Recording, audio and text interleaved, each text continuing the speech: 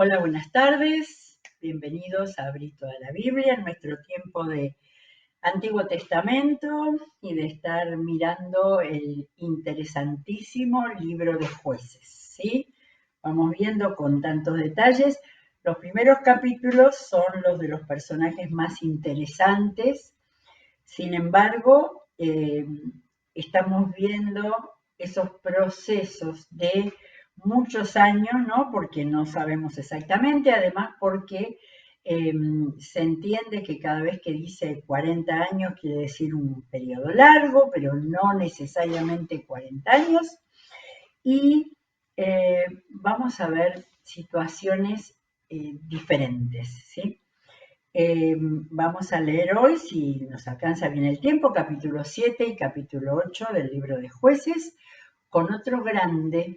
Venimos de una gran mujer y su gran acompañante Barak del norte, que habían estado peleando contra los enemigos del norte, y ahora vamos a ver un gran hombre, ¿sí? Como tantas veces que aparecen en las escrituras, que Dios hace un trabajo especial para formar, ¿no? Para formar a alguien que quiere para darle una gran tarea.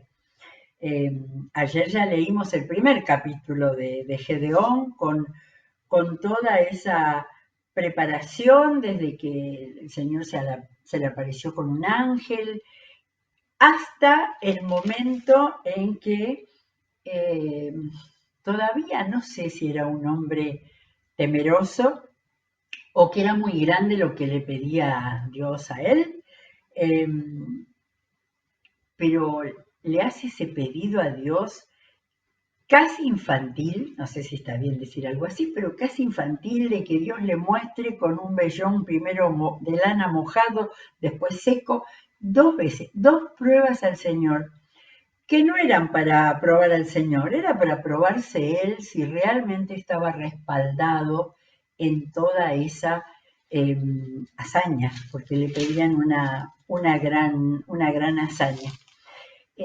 Hubo un tiempo de preparación muy grande. Hoy en el capítulo 7 vamos a llegar ya a la batalla y en el 8 a algo así como la post-batalla.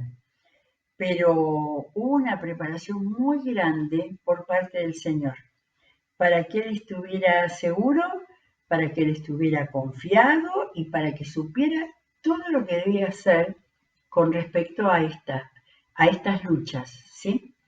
Eh, y como pasó también con lo de Débora y Barak, esto es para una película. Hay una de distintos momentos, distintas pruebas, que bueno, esto habría que filmarlo, poder verlo, ¿sí? Pero para eso nosotros vamos a leer imaginativamente.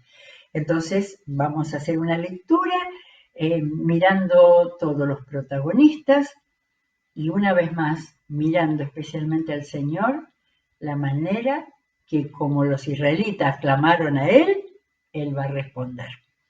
Muy bien, capítulo 7. Jerubal, es decir, Gedeón, no lo estoy aclarando yo, lo está aclarando el texto. El cronista o los cronistas de Jueves fueron realmente muy atentos, cuidadosos, con un exquisito relato. Y todos sus hombres se levantaron de madrugada y acamparon en el manantial de Jarod. El campamento de los madianitas estaba al norte de ellos, en el valle que está al pie del monte de Moré. Es muy detallada la descripción de lugares, pero necesitaríamos un mapa creo que hay lugares que debieran ser aldeas o algo así, pero bueno, vamos a concentrarnos en la lectura de los hechos, ¿sí?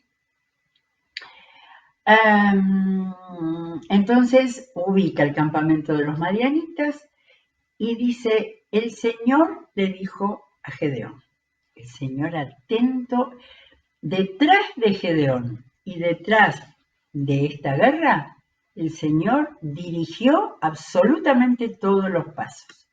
De manera que pensémoslo cada uno para nuestras vidas personales.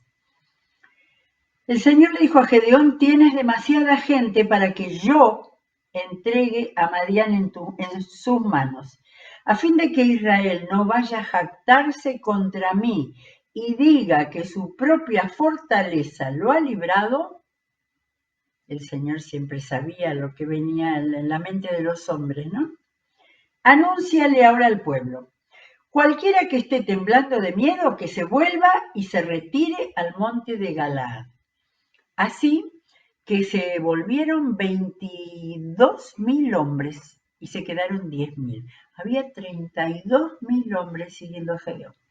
Se volvieron 22.000 de los temerosos, temblando de miedo, dice. Pero el Señor le dijo a Gedeón, todavía hay demasiada gente, hazlos bajar al agua y allí los seleccionaré por ti. Si digo, este irá contigo, este irá, pero si digo, este no irá contigo, ese no irá. Impresionante, impresionante. O sea, había un criterio de selección que el Señor iba a utilizar. Pero además, el Señor estaba haciendo el trabajo previo que Gedeón, en realidad lo encontramos triturando trigo, parecía ser un hombre de campo, no era un militar, ¿no? Bien, Gedeón hizo que los hombres bajaran al agua.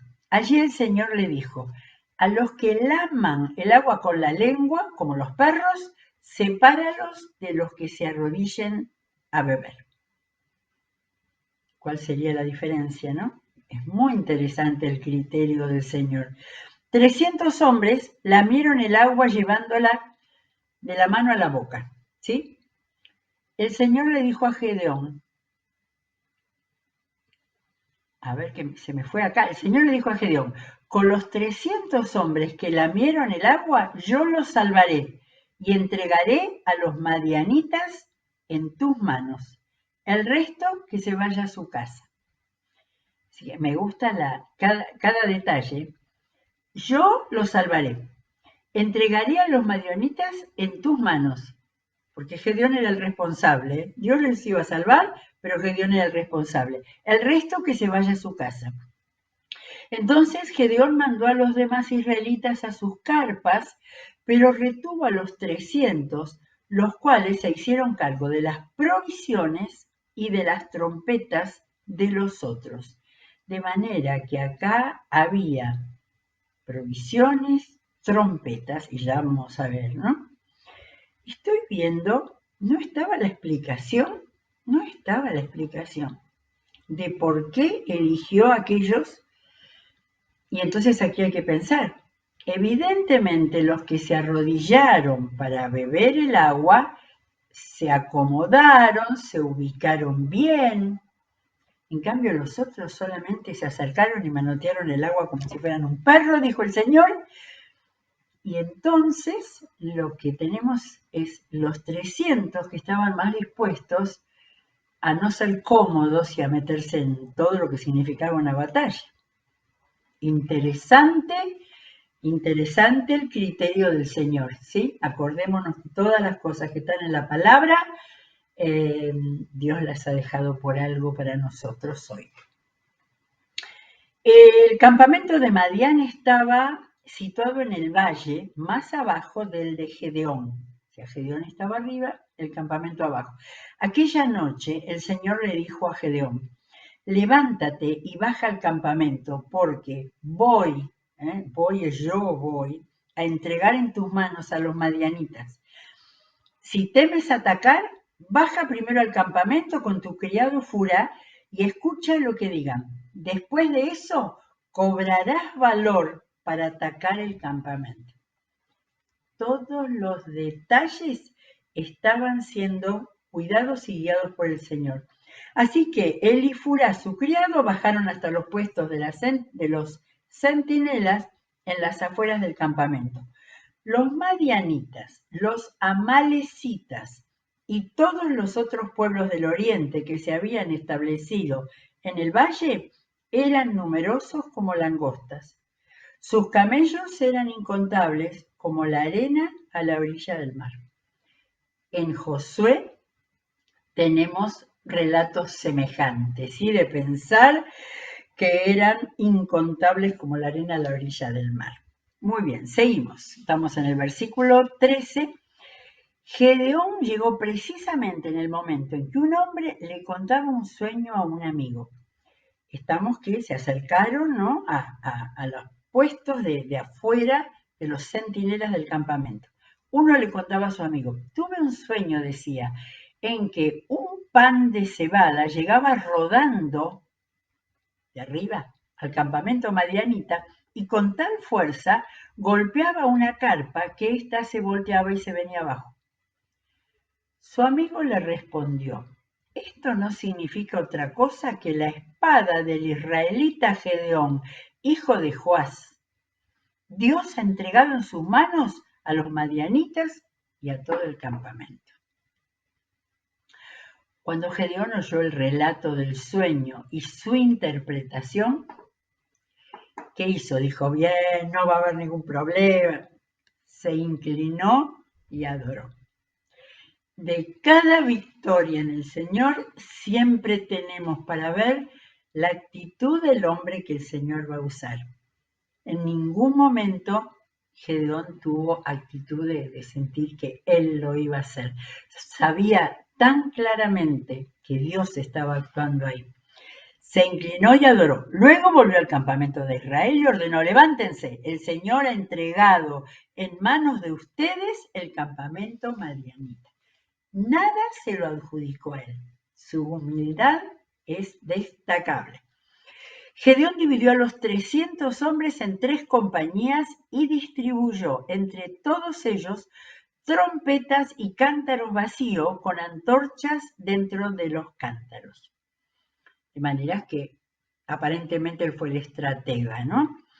Mírenme, les dijo, sigan mi ejemplo. Cuando llegue a las afueras del campamento, hagan exactamente lo mismo que me vean hacer. Cuando yo y todos los que están conmigo toquemos nuestras trompetas, ustedes también toquen las suyas alrededor del campamento y digan, por el Señor y por Gedeón. Gedeón y los 100 hombres que iban con él llegaron a las afueras del campamento durante el cambio de guardia, cuando estaba por comenzar el relevo de medianoche. También noto el hecho de que no esperaron al día siguiente, ¿no? Cuando aclarara, no. Habían ido de noche y rápidamente armaron todo para que en el momento del relevo, a ver, podemos imaginar, habrían ido quizás a las 10 de la noche, algo así.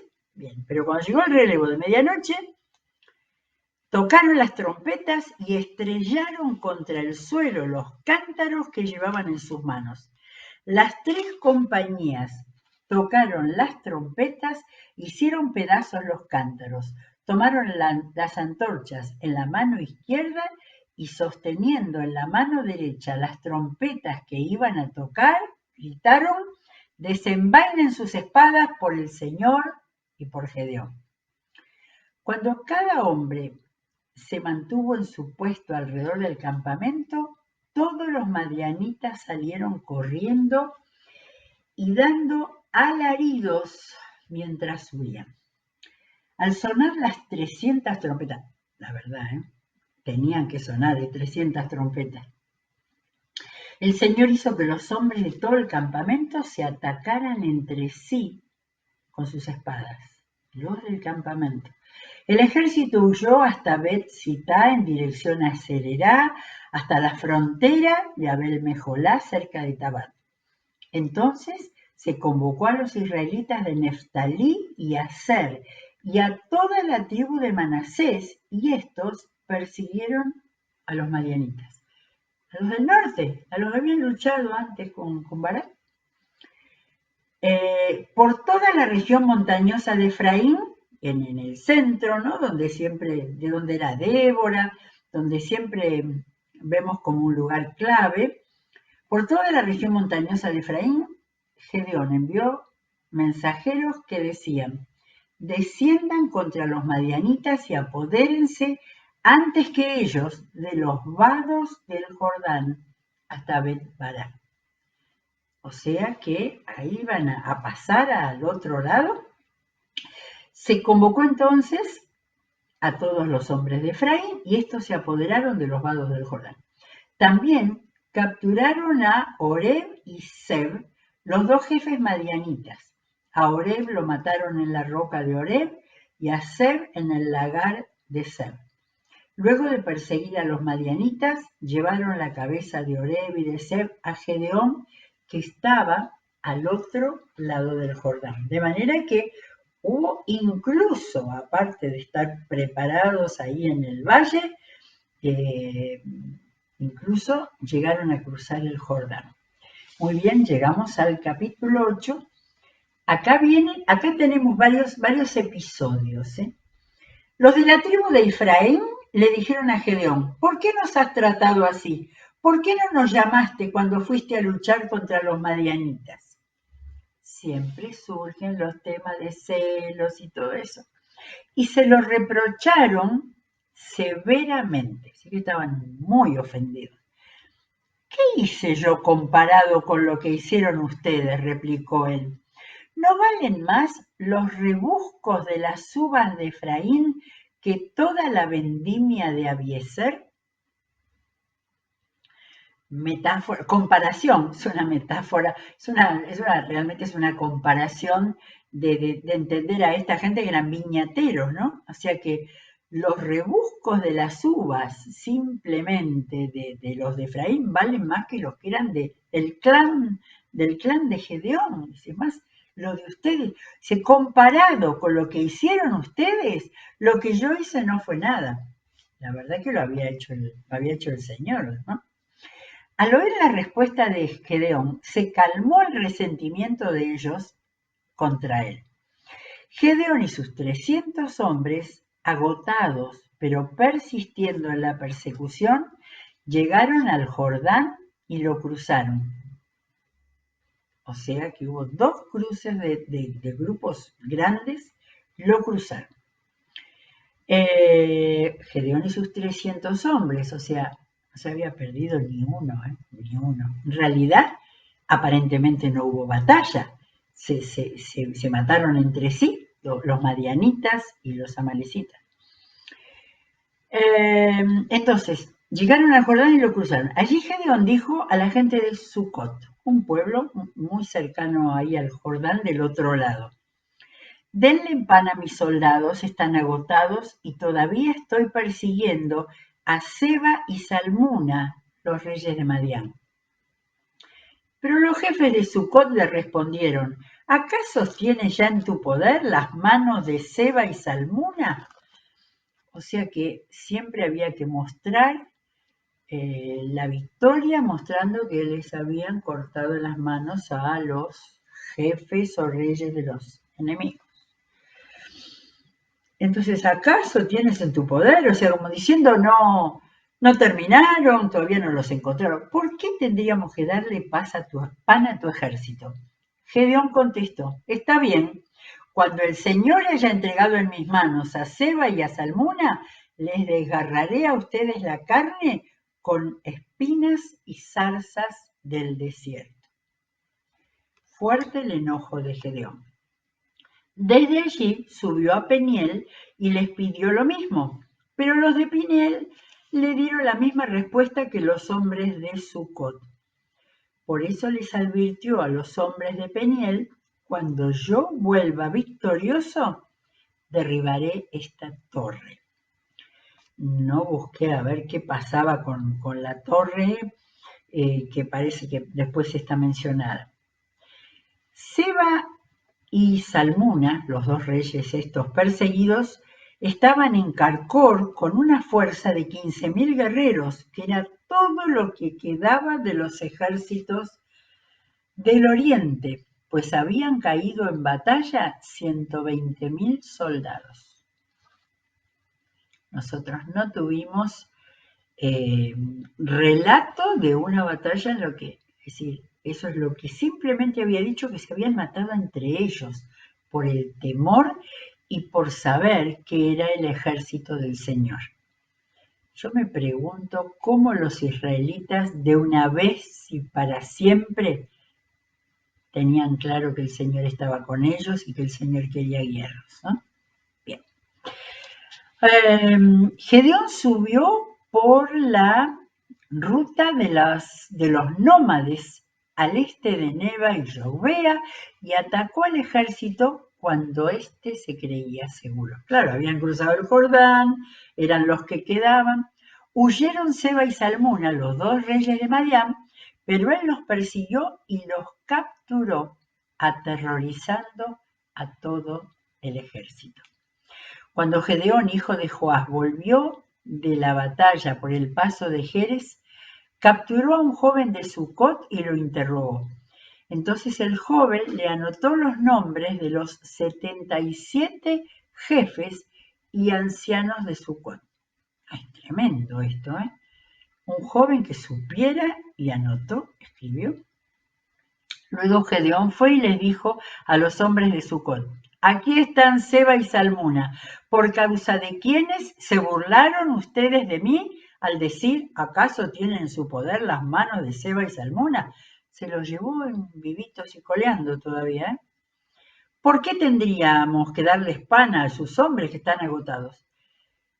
Se apoderó de los ancianos de la ciudad, esos que tenían la lista, tomó espinos y zarzas del desierto, castigando con ellos a los hombres de Sucot, les enseñó quién era él, quién era Gedeón.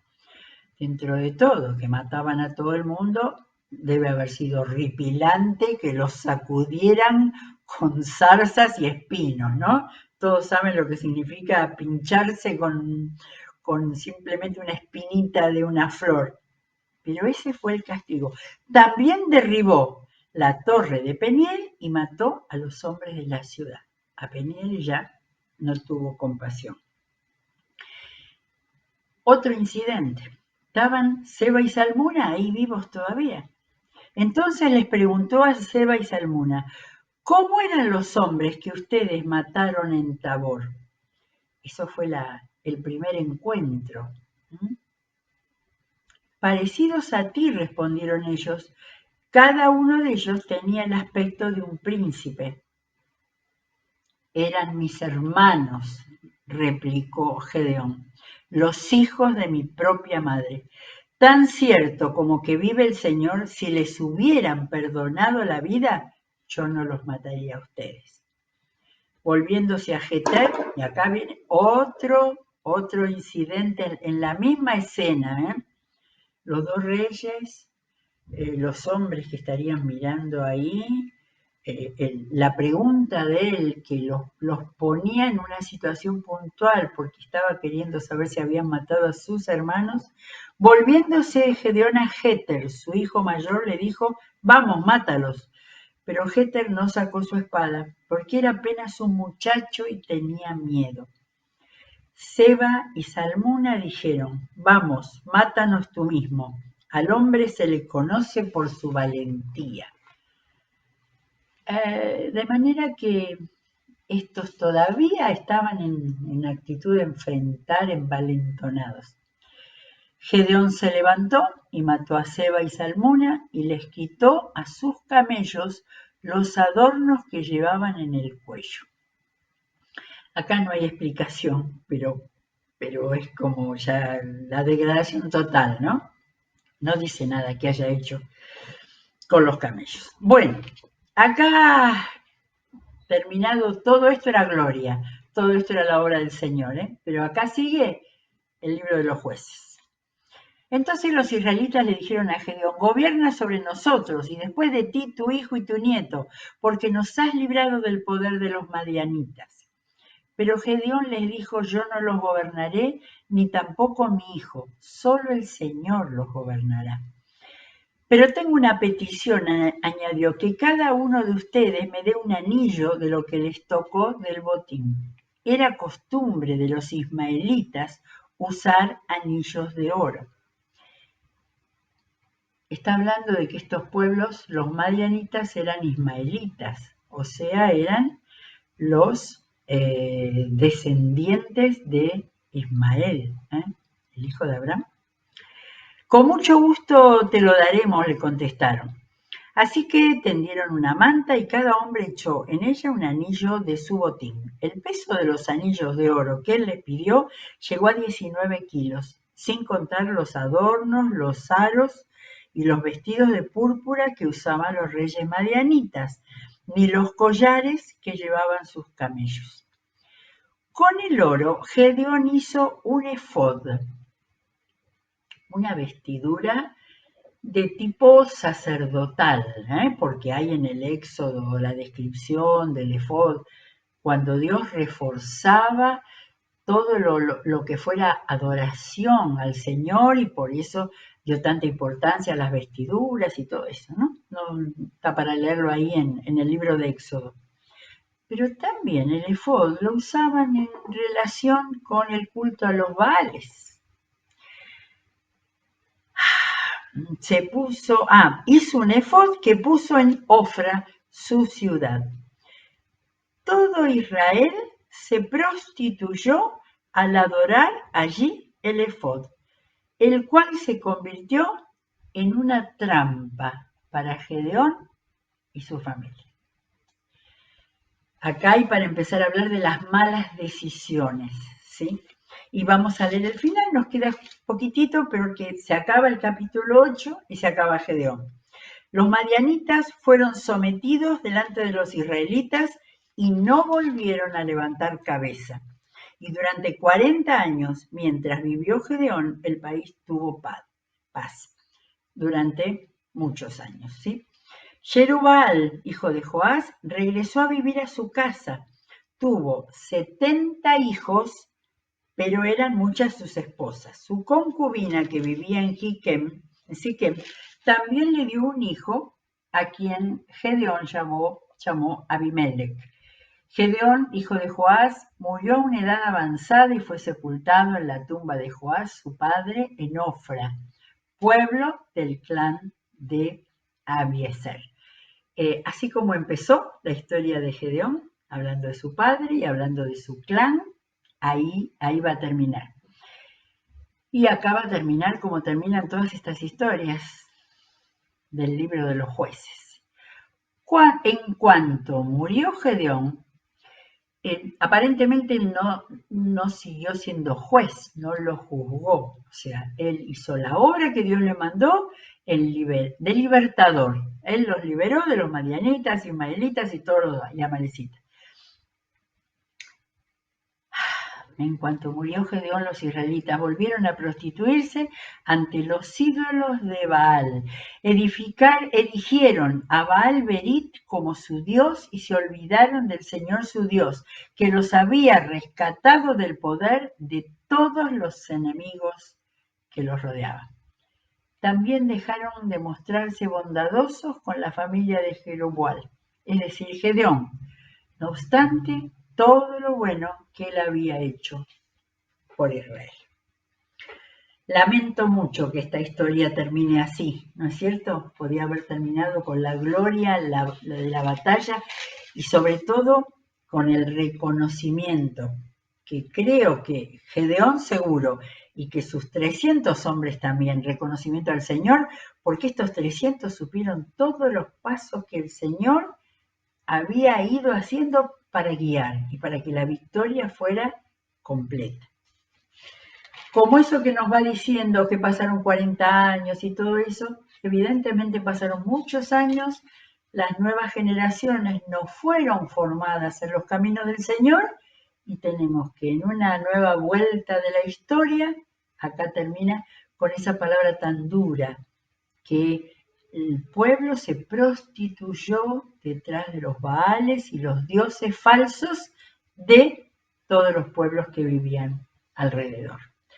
Muy bien, vamos a terminar el capítulo 8, ya se viene acá una nueva historia en el capítulo 9 y vamos a meditar en todo esto, cada paso, la obra del Señor, la paciencia del Señor al formar a este líder. Me hace acordar lo que leímos con la historia de Saúl en Primera de Samuel, la paciencia de Dios y el tiempo que Dios dedicó para formar a David. Dios lo hizo.